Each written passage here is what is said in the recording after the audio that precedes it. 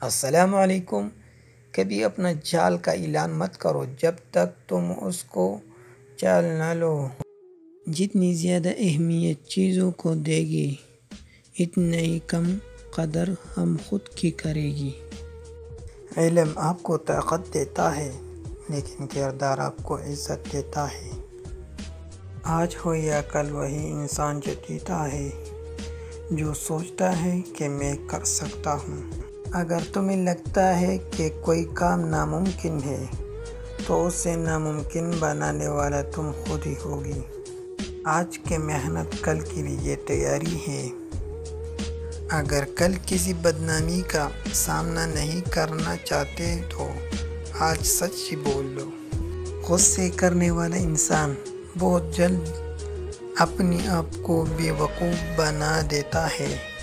زندگی کی جنگ میں ہمیشہ طاقتور یا تیز آدمی نہیں جیتا، بلکہ جیتا وہی ہے جو سوچتا ہے کہ وہ جیت سکتا ہے۔ اگر ایک چیز کو سوچنے میں بہت وقت لگا دو گی تو اس سے کبھی بھی کر نہیں پاؤ گے۔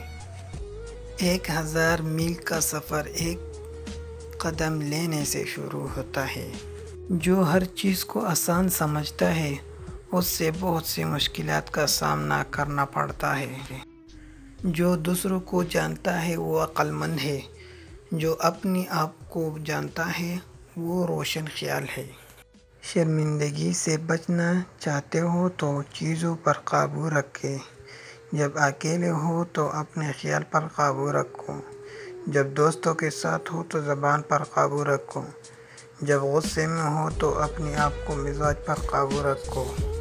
خاموش رہنا کبھی بھی بہت کچھ کہہ دیتا ہے۔